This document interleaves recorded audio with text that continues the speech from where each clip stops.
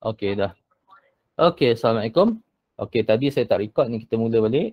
Kita recordkan. Untuk soalan Physics Challenge 1, mari kita tengok soalan nombor 1 ini adalah soalan konsep. Soalan nombor 1 ni sebenarnya boleh keluar dalam soalan UPS. Write an expression for the force between 2 point charges, Q1 and Q2. Ada satu force, ada satu charge Q1, ada satu lagi charge Q2. Let's say lah kedua-duanya positif. Okay, kalau positif maksudnya dia repulsive force lah. Okay, so akan ada force F1, F21 dan akan ada force pada charge 1, force pada charge 1 oleh charge 2. Okay, yang mana kedua-dua charge ini separated by a distance R. Okay, apa dia punya expression dia? Sebenarnya expression ni maksudnya dia nak equation lah. Apa equation force dia? So dalam kes ini F21 sama saja dengan F12. Okay. Apa isu dia? Ini Coulomb's law. Force is directly proportional to the product of the two charges and inversely proportional with the distance square between the charges. So equation ini darab dengan satu nilai constant K. Okay. So tahu ni directly proportional dengan magnitude the product of two charges and inversely proportional to the square distance between the charges. Itu kena tahu dan kena hafal. Okay, so itu satu markah. Seterusnya, soalan 1B.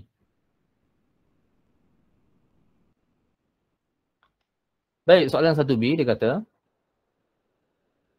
Figure 1 shows a water molecule consisting of one oxygen atom and two hydrogen atom. The oxygen atom acts as a point charge of negative 1.1 times 10 to the power of negative 19 coulomb. And each hydrogen atom acts as a point charge of positive 0.6 times 10 to the power of negative 19 coulomb. Okay. Soalan ni saya ambil daripada soalan UPS dulu-dulu. UPS dulu-dulu ni tahun 2011-2012 punya soalan. 2011-2012 punya soalan. Dulu-dulu kita ada ujian pertengahan semester. Ini soalan exam lah. Kalau zaman dulu-dulu. Okay. Kita tengok macam mana kita nak buat ni. So the oxygen atom is separated by each hydrogen atom by a distance of 1 times 10 to the power of negative 10 meter. So info dia bagi kat sini adalah, okay, kita labelkan dulu charge kita. Saya nak labelkan oksigen sebagai Q1 dan hydrogen sebagai Q2. Okay, satu Q2, satu Q3 lah. Okay, satu Q2, satu Q3. Baik. So soalan ni dia kata, dia nak kita sketch a diagram showing all the forces acting on the oxygen atom. Ya, awak dalam exam apabila kita sketch diagram, pakai pensel. Kalau saya akan buat koordinat axis. Okay, dan kita represent charge Q1 itu sebagai satu titik. Saya exaggerate titik itu supaya awak jelas nampak daripada awak punya laptop. Okay, so kita ada dua force kat sini. Kalau kita tengok, oxygen atom charge negatif. Hydrogen atom charge positif. Jadi, hydrogen atom akan attract oxygen atom. So, force pada oxygen atom ini attractive. So, ada dua force kat sini. Force 1,3 dan juga force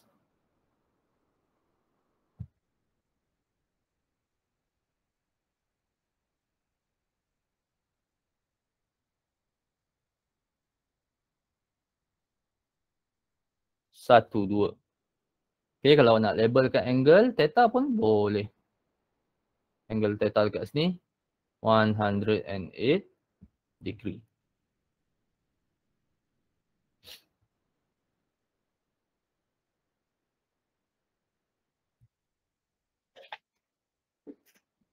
Okay, itu soalan yang pertama.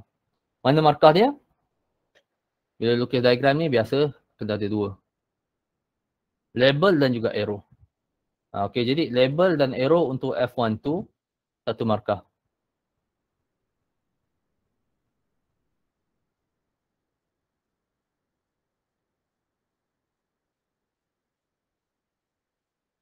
Satu markah, D1. Okay, and then label and arrow.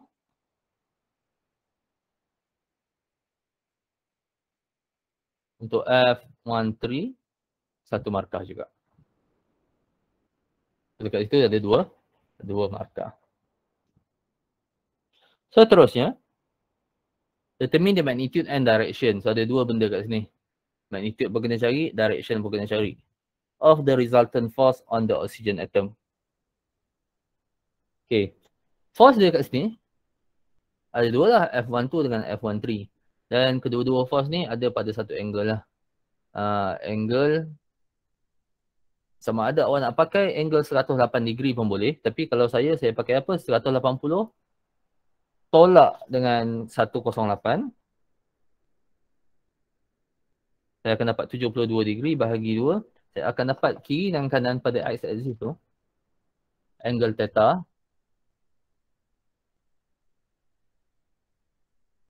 Itu sama dengan 36 darjah.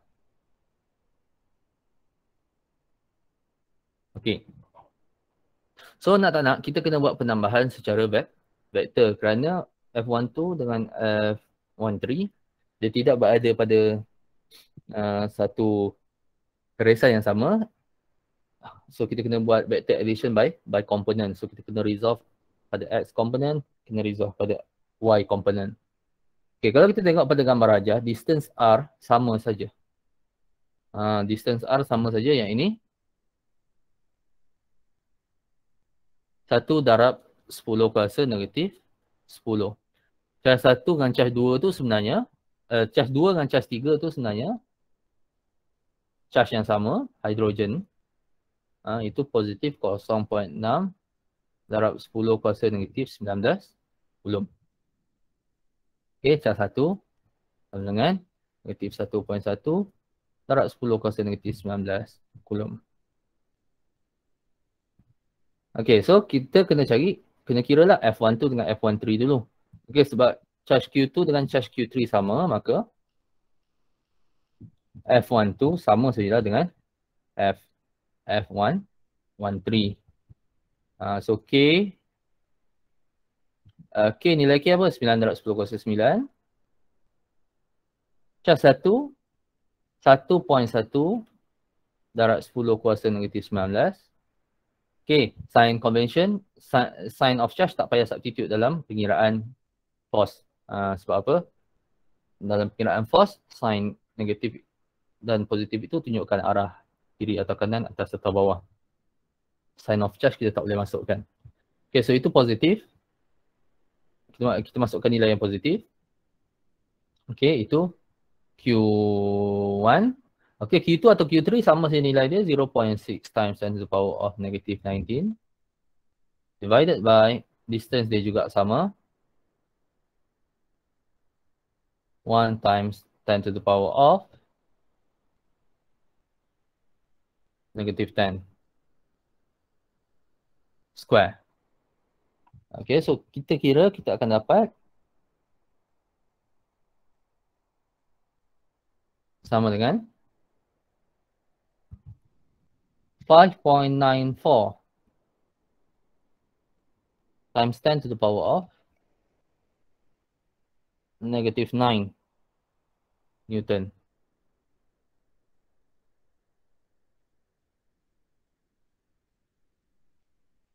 Okay, itu dah kira F12, itu dah kira F13. Jadi yang seterusnya adalah kita buat penambahan secara komponen dalam table lah. Dalam table. Okay, table macam biasalah.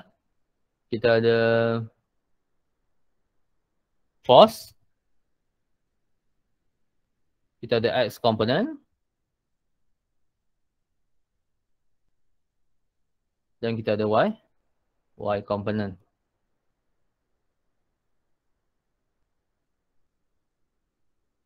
Okay, kalau ikutkan gambar raja, saya lakarkan sikit saja.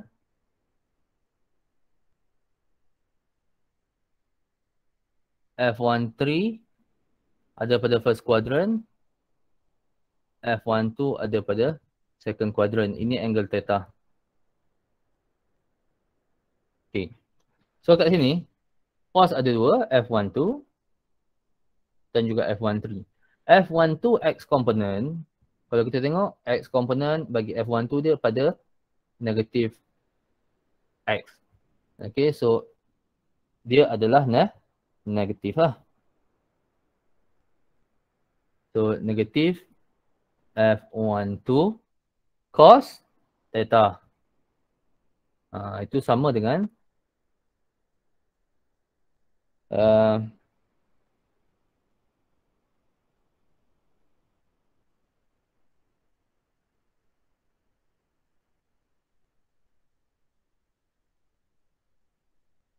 tak payah kira dulu. Okay, saya tak nak kira dulu.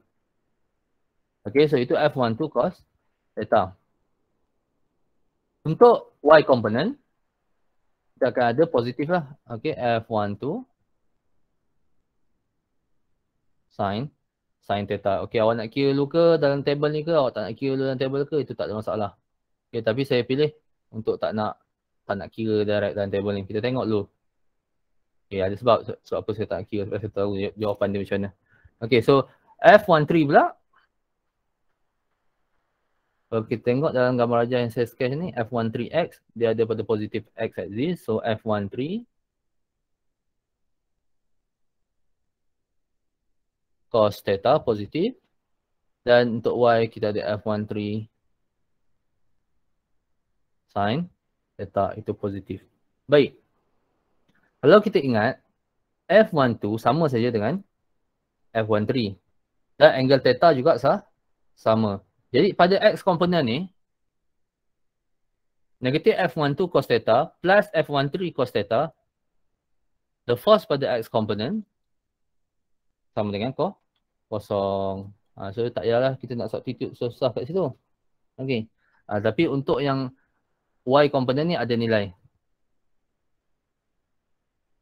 Okay, ada nilai. So tu kita kena kira. Okay, sum of Fy is equals to F12 sin theta plus F13 sin theta.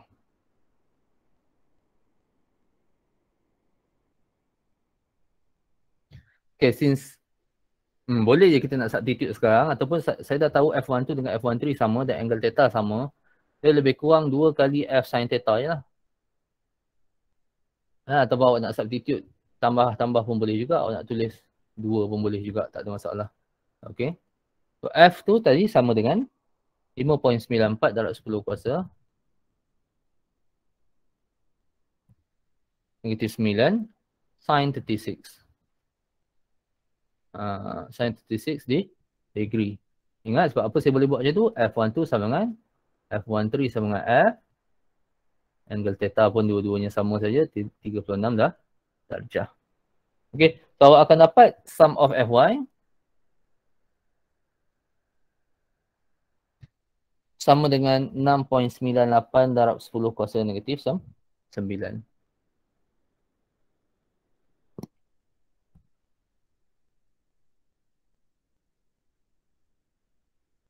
Okay, tapi soal ni dia nak apa?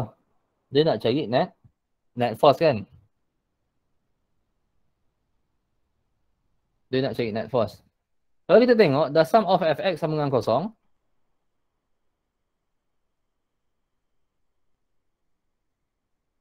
Therefore, net force dia samalah dengan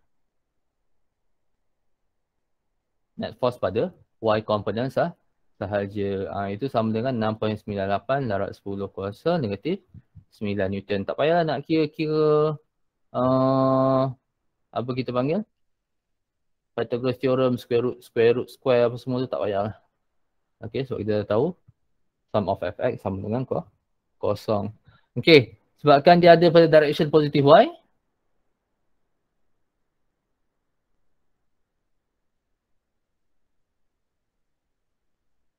Kita tulis direction the positive y-axis ataupun kita tulis dia upwards pun boleh juga.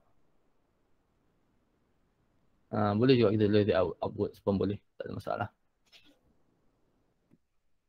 Okey, itu jawapan magnitude dan juga direction bagi force yang bertindak pada oksigen atom. Ada soalan tak? Sir, Ya. saya nak tanya yang gambar tu. Gambar ini. Okey. Kalau kita buat dua-dua tu ke bawah salah. Oh, salah. Salah. Okey, kita ikut gambar yang asal tu. Man. Okey, pertama sekali dia nak force pada oksigen atom. Kalau saya lukiskan pada gambar yang asal pun dia akan jadi macam ni juga. Okey, force 1 3 force 1 up up. Okey, saya tak tahu sebab apa dia terpadam. Jap, saya on balik.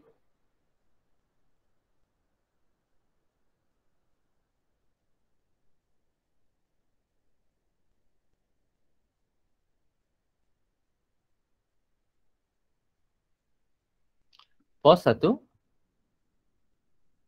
1 2. Dia akan jadi ke atas juga, dia tak jadi ke bawah. Okey. So jangan ubah gambar yang dibagi daripada soalan. Okey. Okey, sir. Okey. Baik. Kita tengok permakahan untuk soalan yang B tu macam mana. Okay, kalau ikutkan, sebabkan ini soalan lama, kadang-kadang dia bagi markah pada rumus tau. Sebab zaman dulu dia tak bagi rumus dalam exam. Awak sekarang dah dia bagi rumus dalam exam, maka markah rumus dah tak ada. Zaman dulu dia tak bagi rumus dalam exam, pelajar kena hafal rumus. Dan ada markah untuk rumus. Okay, tapi sekarang ni saya cuba ubah sikit markah ni supaya dia sama lah dengan awak punya ni sama dengan awak punya syllabus Okey, sama dengan awak punya format. Okey, yang pertama sekali markah bila awak tulis F12 sama dengan F13. Ini dapat satu konsep.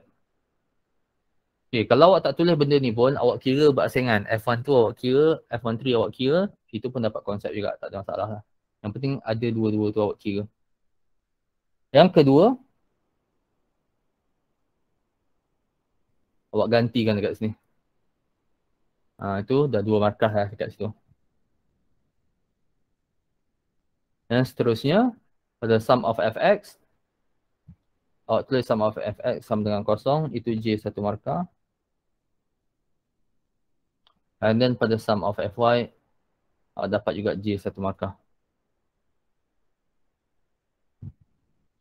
Kemudian, bila awak tulis, F net sama dengan sum of fy, konsep satu markah.